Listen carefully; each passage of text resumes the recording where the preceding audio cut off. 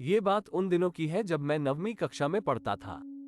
तब मेरी उम्र 14 साल थी। कुछ समय में अपनी फैमिली के साथ रहता था। मेरी फैमिली में मम्मी, पापा और मेरी छोटी बहन भी थी।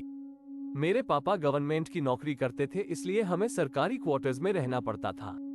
जब मेरे पापा का प्रमोशन हुआ था तब हमने उस कॉलोनी में एक बड़ा सा फ्लैट ले लिया। उसके बाद हम नए फ्लैट में शिफ्ट हो गए। मैं बहुत ही खुश था क्योंकि मैं सोच रहा था कि मैं अपना एक अलग से कमरा लूंगा। पता नहीं क्यों जिस दिन से हम उस घर में रहने के लिए गए थे तब से मुझे उस घर में अजीबोगरीब बेचैनी महसूस हो रही थी। उस घर में मुझे देर से सोने की आदत थी क्योंकि हमारा टीवी चैनल वाला हर रात को एक नई फिल्म दिखाता था और मेरे मम्मी पापा और बहन दूसरे कमरे में जल्द सो जाते थे।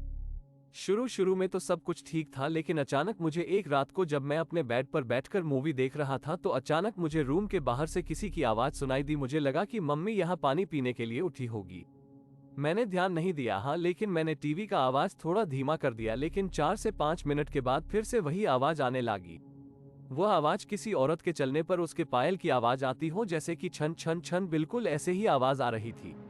मैंने टीवी का आवाज बिल्कुल बंद कर दिया, लेकिन बाहर से वही आवाज आ रही थी, छन छन छन। यह आवाज सुनकर मेरा शरीर कांपने लगा और मेरे रोंगटे भी खड़े हो गए। आवाज लगातार आ रही थी और 4 से 5 सेकंड के लिए सुनाई देती थी, उसके बाद बंद हो जाती थी। बाद में 3-4 मिनट के बाद फिर से छन छन छन, जैसे कि कोई भारी पायल पहनकर चल रही हो। मेरा दिल जोर जोर से धड़कने लगा है। ऐसा लग रहा था कि अभी मेरा हृदय छाती में से बाहर निकालकर मुंह में आ जाएगा। पता ही नहीं चल रहा था कि मैं क्या करूं। मैंने सोचा कि मैं अपने मम्मी पापा को भी उठाकर उनसे सारी बातें बता दूं। बाद में मैंने हिम्मत करके दरवाजा खोला तो अचानक वही आवाज सुनाई दी, छन छन छन। उस समय वही आवाज बिल्कुल मेरे सामने से आ रही थी। ऐसा लग रहा था कि कोई नई परिणीत स्त्री चलकर मेरे पास आ रही हो, लेकिन सिर्फ आवाज ही आ रही थी, सामने कोई भी नहीं दिख रहा था और आवाज भी बिल्कुल स्पष्ट सुनाई दे रही थी, छन छन छन।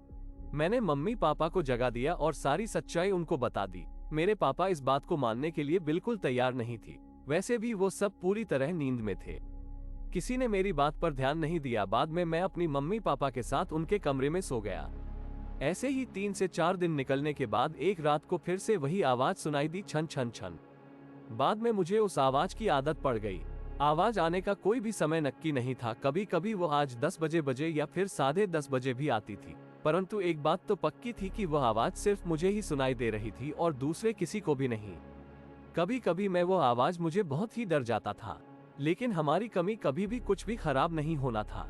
8 से 9 महीने बाद हमें एक नया फ्लैट मिल गया और हम वहां पर शिफ्ट हो गए।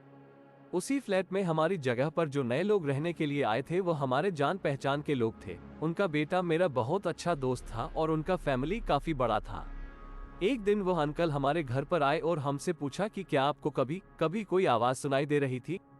बस यही बात सुनकर मुझे पूरा यकीन हो गया था कि वो कोई मेरा वहम नहीं था। उस अंकल के पूरे परिवार ने वही आवाज सुनी थी।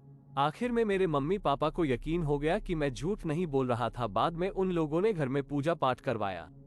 हमने यह बात जानने की कोशिश की थी कि उस घर में आखिर हुआ क्या था। तब जाकर पता चला कि उस घर में एक नहीं बल्कि 6 आत्माएं रह रही है। उस बात को 14 वर्ष हो गए और अब मैं बड़ा हो गया। मुझे पता नहीं है कि क्या आज भी वही आवाज सुनाई दे रही है या नहीं, लेकिन आज भी मैं उस आवाज के बारे में सोचता हूँ तो मेरे मन में एक अजीब सा डर लगने लगता है। भगवान की कृपा है कि आज सब कुछ ठीक है।